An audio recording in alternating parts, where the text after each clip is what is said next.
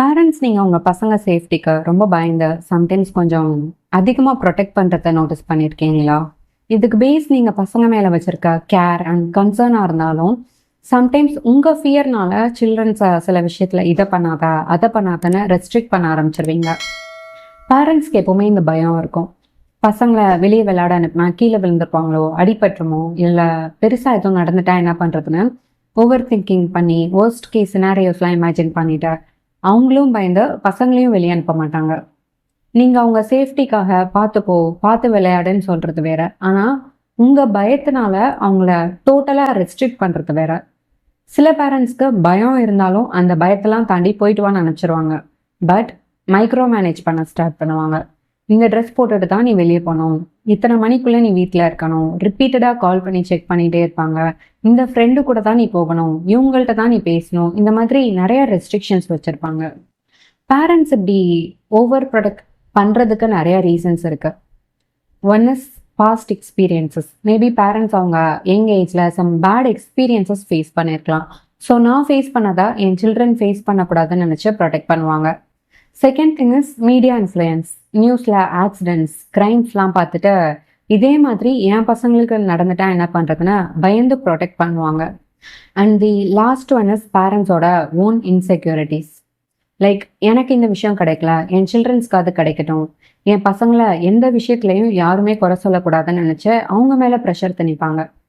For example, நான் தான் சரியாக படிக்கல, என் பசங்களாவது நல்ல ரேங்க் வாங்கினோன்னு அவங்கள ஓவர் டைம் படிக்க வைக்கிறது. லைக் செகண்ட் ஸ்டாண்டர்ட், தேர்ட் ஸ்டாண்டர்ட்லேயே நைட் 12 மணி 1 மணி வரை படிக்க வைக்கிறது. ஸோ சில்ட்ரன்ஸோட சக்ஸஸை தன்னோட சக்ஸஸாக பேரண்ட்ஸ் ஃபீல் பண்ணுவாங்க. அதுவே ஃபெயில் ஆகிட்டா சில்ட்ரன்ஸை எக்ஸசிவாக பனிஷ் பண்ணுறது, இதெல்லாம் சில்ட்ரன்ஸ்க்கு தேவையில்லாத fear, pressure and tension create பண்ணும். ஒரு பேரண்ட்டாக நீங்கள் ப்ரொடெக்டிவாக இருக்கிறதுக்கும் ஓவர் ப்ரொடெக்டிவாக இருக்கிறதுக்கும் டிஃப்ரென்ஸ் இருக்குது. ப்ரொடெக்டிவ் பேரண்ட்ஸ் அவங்க சில்ட்ரன்ஸ் மேலே ட்ரஸ்ட் வச்சு அண்ட் சில்ட்ரன்ஸோட க்ரோத்க்காக டெசிஷன்ஸ் எடுப்பாங்க. பட் ஓவர் ப்ரொடெக்டிவ் பேரண்ட்ஸ் அவங்க ஓன் ஃபியர்ஸ் அண்ட் ஆங்ஸைட்டியிலேருந்து டெசிஷன் எடுப்பாங்க.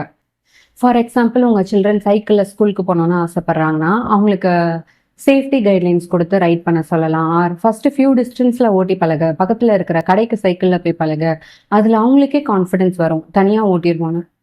அண்ட் நீங்களும் அவங்க மேலே நம்பிக்கை வச்சு ஸ்கூலுக்கு சைக்கிளில் அனுப்பி வைக்கிறது ப்ரொடெக்டிவ் பேரண்டிங்.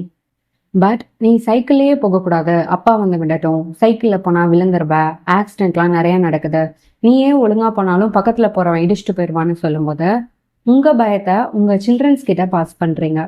ஸோ ஆட்டோமேட்டிக்காக சில்ட்ரன்ஸ்க்கும் அந்த பயம் வரும். ஒருவேளை நம்மளாலும் முடியாதோன்னு செல்ஃப் டவுட் பில்ட் ஆகும். சில பேரண்ட்ஸ் என்ன பண்ணுவாங்கன்னா, பசங்க ஸ்கூலில் கொடுத்த ஹோம்ஒர்க் கம்ப்ளீட் பண்ணாமல் வச்சுருக்காங்கன்னா அதை பேரண்ட்ஸ் எடுத்து கம்ப்ளீட் பண்ணுவாங்க. ஹோம்ஒர்க் பண்ணாமல் போனால் ஸ்கூலில் டீச்சர்ஸ் திட்டுவாங்க என் பையனை, இல்லை என் பொண்ணை திட்டுவாங்க, எல்லார் முன்னாடியும் அவங்களுக்கு ஷேமாக கில்ட்டியாக ஃபீல் பண்ணக்கூடாதுன்னு நினச்ச பேரண்ட்ஸ் உட்காந்து ஹோம்ஒர்க் பண்ணுவாங்க. பட் ஹோம்ஒர்க் பண்ணாமல் இருந்தால் என்ன ஆகும், இதனோட கான்சிக்வன்ஸ் என்னென்னா சில்ட்ரன்ஸை ஃபேஸ் பண்ண வச்சாதான் அவங்களுக்கு ரெஸ்பான்சிபிலிட்டின்னு ஒன்று வரும். ஹோம்ஒர்க்கை டைமில் பண்ணணும்னு நினைப்பாங்க. ஆனால் நீங்கள் ஹோம்ஒர்க்கை எடுத்து கம்ப்ளீட் பண்ணி கொடுத்துட்டா அவங்க லேர்ன் பண்ணுறதுக்கான ஆப்பர்ச்சுனிட்டியும் மிஸ் ஆகும் அண்ட் அவங்களோட செல்ஃப் டிசிப்ளினை டெவலப் பண்ணுறதுக்கான ஆப்பர்ச்சுனிட்டியும் மிஸ் பண்ணிடுவாங்க. ஸோ ஸ்கூலில் பசங்களை பனிஷ் பண்ணிடுவாங்களோன்னு கவலைப்பட்டு அதை நீங்கள் கம்ப்ளீட் பண்ணி கொடுக்குறது ஓவர் ப்ரொடெக்டிவ் பேரண்டிங். இப்படி சில்ட்ரன்ஸை நீங்கள் ஓவராக ப்ரொடெக்ட் பண்ணுறதுனால அவங்க வளரும்போது நிறைய சுச்சுவேஷன்ஸில் ஸ்ட்ரகிள் பண்ணுவாங்க. Number 1, decision making skills develop ஆகாது. பிகாஸ் ஓவர் ப்ரொடெக்டிவ் பேரண்டிங்கில் most of the time parents தான் அவங்க சில்ட்ரன்ஸ் என்ன பண்ணணும், என்ன பண்ணக்கூடாதுன்னு டிசைட் பண்ணியிருப்பாங்க. பசங்க வளரும்போது அவங்க டிசிஷன் எடுக்க வேண்டிய ஒரு இடத்துல இருக்காங்கன்னா அந்த இடத்துல அவங்க என்ன பண்ணணும்னு தெரியாமல் கன்ஃபியூஸ் ஆவாங்க. பிகாஸ் அந்த திங்கிங் ஸ்கில்ஸ் டெவலப் பண்ண ஆப்பர்ச்சுனிட்டி கிடைக்க வேண்டிய நேரத்தில் கிடைக்கல. ரீசன் என்னன்னா, சைல்டுஹுட்டில் டிசிஷன் எடுத்தது எல்லாமே பேரண்ட்ஸ் தான். ஸோ பேரண்ட்ஸ் சொல்கிறத மட்டுமே பிளைண்டாக ஃபாலோ பண்ணியிருப்பாங்க. Number 2, low self confidence.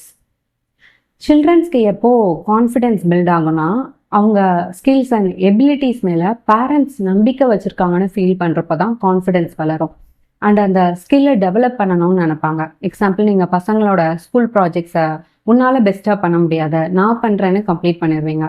So போக போக அவங்களோட ஓன் பொட்டென்ஷியலை யூஸ் பண்ண பயப்படுவாங்க. ஒரு விஷயம் ட்ரை பண்ணுறதுக்கு கான்ஃபிடென்ஸ் வராது. Number 3, fear of failure. என் பசங்க எல்லாத்துலேயுமே பர்ஃபெக்டாக தான் இருக்கணும்னு நினச்சேன். பேரண்ட்ஸ் ஒரு வயசு வரை எல்லாமே பார்த்து பார்த்து பண்ணிடுவாங்க. பட் ஒரு ஏஜ்க்கு அப்புறம் அவங்க ஓனாக ஸ்டாண்ட் பண்ணுறாங்கன்னா அந்த டைமில் லைஃப்பில் ஒரு சின்ன ஃபெயிலியரை ஃபேஸ் பண்ண கூட தைரியம் இருக்காது. ஸோ எஃபோர்ட்ஸ் போட்டு ஒரு விஷயம் ட்ரை பண்ணுறதுக்கு கூட நான் தப்பாக பண்ணாமல் இருக்கணும்னு ரொம்ப ஸ்ட்ரெஸ்டாக ஃபீல் பண்ணுவாங்க.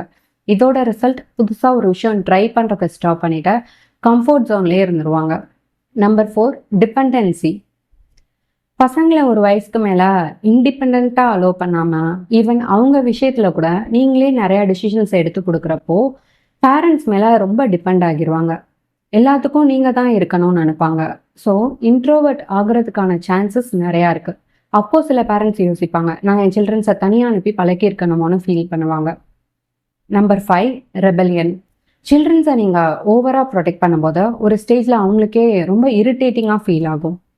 அப்போ இன்னும் டேஞ்சரஸான டெசிஷன்ஸ் எடுப்பாங்க. ஸோ நீங்கள் சொல்கிறதுக்கெலாம் ஆப்போசிட்டாக தான் பண்ணுவாங்க. நீங்கள் எதை பண்ணக்கூடாதுன்னு சொல்கிறீங்களோ அதை தான் பண்ணுவாங்க. வீட்டில் சொன்னாதானே பிரச்சனை, சொல்லாமல் பண்ணலான்னு சீக்ரெட்டிவாக நிறைய விஷயம் பண்ணுவாங்க. இதனால் பேரண்ட் சைல்ட் பாண்ட் வீக் ஆகும். பேரண்ட்ஸ் அவங்களோட பயத்தினால சில்ட்ரன்ஸை ஓவர் ப்ரொடெக்ட் பண்ணுறதை ஸ்டாப் பண்ணுறதுக்கு சில டிப்ஸ் சொல்கிறேன். ஃபர்ஸ்ட், பேரண்ட்ஸ் உங்களோட பயத்தினால தான் சில்ட்ரன்ஸை ஓவராக ப்ரொடெக்ட் பண்ணுறீங்களா அண்ட் ஓவர் கண்ட்ரோலிங்காக இருக்கீங்களான்னு பாருங்கள். அண்ட் உங்கள் பயம் ரியலிஸ்டிக்காக இருக்கா இல்லை நீங்கள் தான் எக்ஸாஜரேட் பண்ணிக்கிறீங்களான்னு பாருங்கள்.